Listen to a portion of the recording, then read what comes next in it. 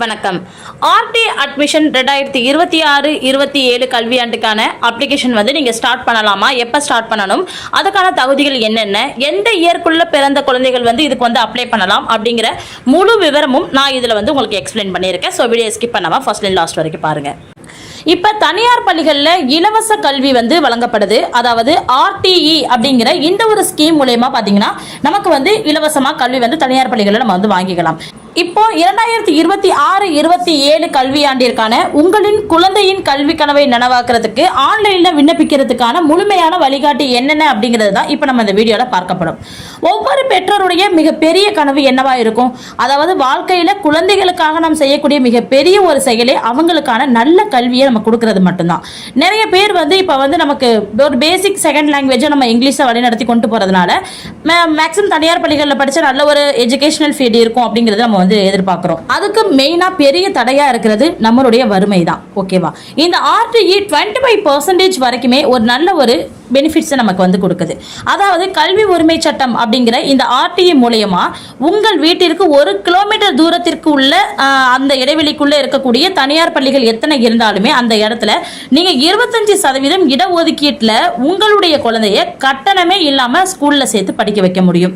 ஆமா கைஸ், இந்த 25% இந்த ஆர்டிஇ கொடுக்கறதுனால பாத்தீங்கன்னா உங்களுடைய குழந்தைக்கு எந்த ஒரு கட்டணமே இல்லாம அந்த ஸ்கூல்ல நீங்க வந்து படிக்க வைக்கலாம். நீங்க அமௌண்ட் கட்ட வேண்டிய அவசியம் இருக்காது. எந்த ஒரு தனியார் பள்ளியா இருந்தாலுமே நீங்க அமௌண்ட் கட்ட வேண்டிய அவசியம் இருக்காது. பட் உங்க வீட்ல இருந்து 1 கிலோமீட்டர் டிஸ்டன்ஸ்ல அந்த ஸ்கூல் வந்து இருக்கணும். இப்ப நம்ம மெயினா முக்கியமான நாட்கள் இப்ப என்ன இந்த கல்வியாண்டுல எப்ப வந்து அப்ளிகேஷன் கொடுக்கறாங்க, எப்ப லாஸ்ட் நாள் அப்படிங்கறத இப்ப நம்ம பார்க்கலாம்.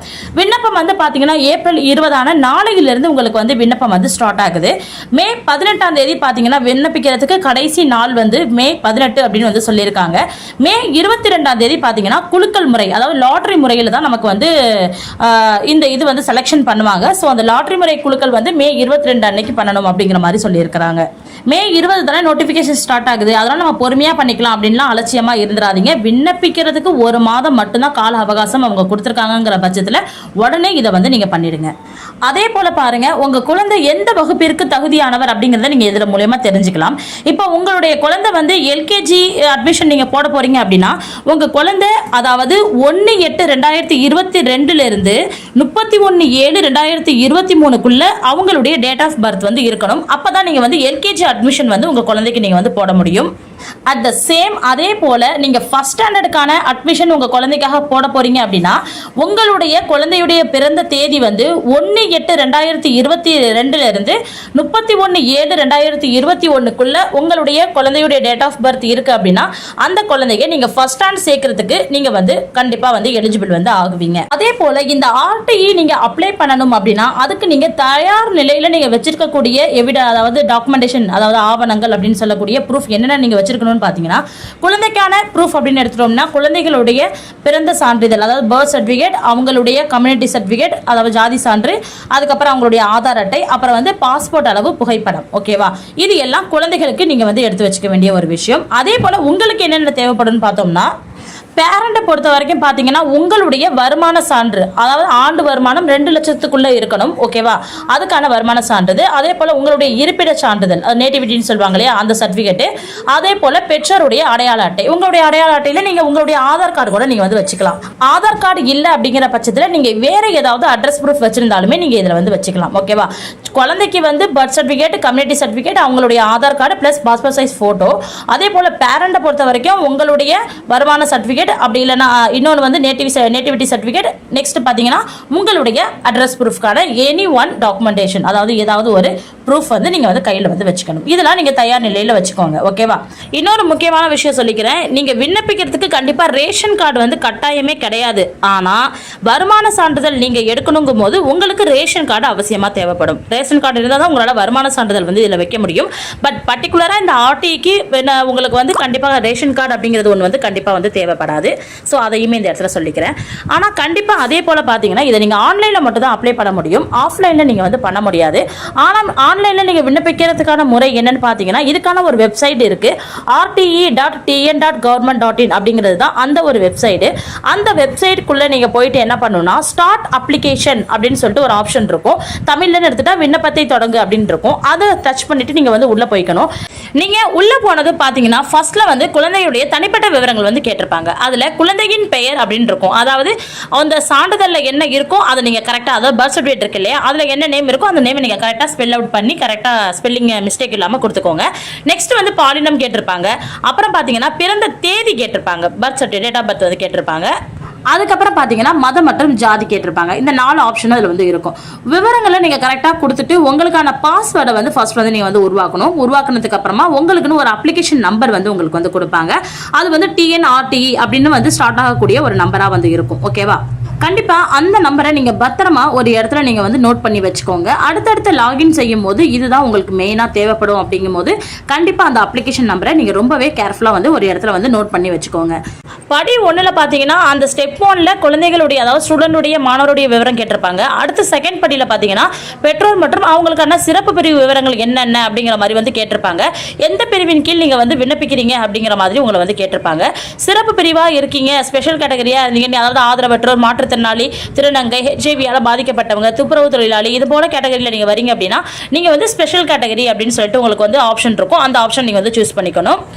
அதே போல வருமானம் அடிப்படையில் இன்கம் பேஸ்ட் நிறைய கேட்டிருப்பாங்க. அதுல ஆண்டு வருமானம் வந்து 2 லட்சத்துக்கு கீழே இருக்கிறவங்களா நீங்க கண்டிப்பா வந்து இருக்கணும். அதே போல வாய்ப்பு மறுக்கப்பட்ட பிரிவா இருப்பாங்க. அது வந்து சொல்லுவாங்க.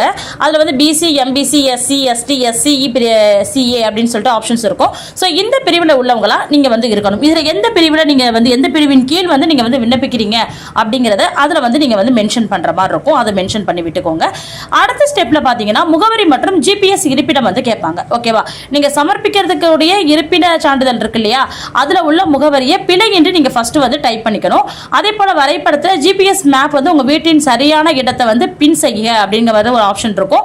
அதையும் நீங்க வந்து பின் பண்ணிக்கணும். இது எல்லாம் கரெக்டா நீங்க வந்து இன்சர்ட் பண்ணிக்கோங்க. பண்ணதுக்கு அப்புறமா ஆவணங்களை பதிவேற்ற சொல்லி கேட்பாங்க. என்னென்ன ஆவணத்தை நம்ம பதிவேற்றணும்னு பாத்தீங்கன்னா குழந்தையுடைய புகைப்படம் நம்ம அப்லோட் பண்ற மாதிரி இருக்கும். நெக்ஸ்ட் பர்த் சர்டிஃபிகேட் அப்லோட் பண்ற மாதிரி இருக்கும். பெற்றோருக்கான முகவரி அல்லது அடையாள சான்று ஏதாவது ஒன்று நம்ம வந்து அப்லோட் பண்ற மாதிரி இருக்கும். இது எல்லாத்தையும் நம்ம அப்லோட் பண்ணதுக்கு அப்புறமா நீங்க தேர்ந்தெடுக்கப்பட்ட பிரிவிற்கேற்ப வருமான சான்று, ஜாதி சான்று அல்லது சிறப்பு பிரிவினருக்கான சான்றிதழ் ஏதாவது நீங்க வந்து சூஸ் பண்ணிருக்கீங்க அப்படின்னா அந்த கேட்டகரி வைஸ் நீங்க என்ன எவிடன்ஸ் உங்க கையில வச்சிருக்கீங்களோ அந்த சர்டிபிகேட்டுமே நீங்க இதுக்குள்ளார வந்து என்டர் பண்ற மாதிரி இருக்கும். என்டர் பண்றதுங்கிறது மேக்ஸிமம் அப்லோட் பண்ற மாதிரி இருக்கும். ஓகேவா? இது எல்லாத்தோடயும் சேர்த்து அதையும் சேர்த்து நீங்க அப்லோட் பண்ற மாதிரி இருக்கும். நீங்க உள்ள வந்து ஏதாவது ஸ்பெஷல் கேட்டகரிஸ் அப்படின்னு சொல்லிட்டு நீங்க உள்ள வந்து ஆப்ஷன் கொடுத்துட்டு இந்த இடத்துல நீங்க சர்டிஃபிகேட் வைக்கல அப்படின்னா கண்டிப்பா அதை வந்து ஏத்துக்க மாட்டாங்க. கட்டாயம் வந்து ஸ்பெஷல் கேட்டகரிக்கான சர்டிஃபிகேட் நீங்க வந்து வைக்கணும். ஓகேவா? அடுத்து பாருங்க, பள்ளிகளை தேர்ந்தெடுக்கிறதுக்கான முறை என்னவா இருக்குன்னா உங்கள் அட்ரஸ் பின் செஞ்சதுல இருந்து 1 கிலோமீட்டர் சுற்றளவுக்குள்ள பள்ளிகள் என்னென்ன அப்படிங்கறத மேப்ல வந்து ஆட்டோமேட்டிக்கா அந்த திரையில வந்து வரும். நம்ம ஏன்னா ஆல்ரெடி GPS மூலமா வர இன்சர்ட் பண்ணிட்டோம் இல்லையா, அதுக்கு அந்த சரௌண்டிங்ல இருக்கக்கூடிய மொத்த ஸ்கூலுமே உங்களுக்கு வந்து கொடுத்துருப்பாங்க. உங்களுக்கு விருப்பமான அதிகபட்சமான ஒரு 5 ஸ்கூலை நீங்க வந்து செலக்ட் பண்ணலாம். ஓகேவா? 5 ஸ்கூலை நீங்க வந்து செலக்ட் பண்ணிக்கலாம். நீங்க ஒரு ஸ்கூல் மட்டும் சூஸ் பண்ணி கொடுக்காதீங்க. கண்டிப்பா வந்து ஒரு 3-4 ஸ்கூலே நீங்க வந்து கொடுத்துக்கோங்க.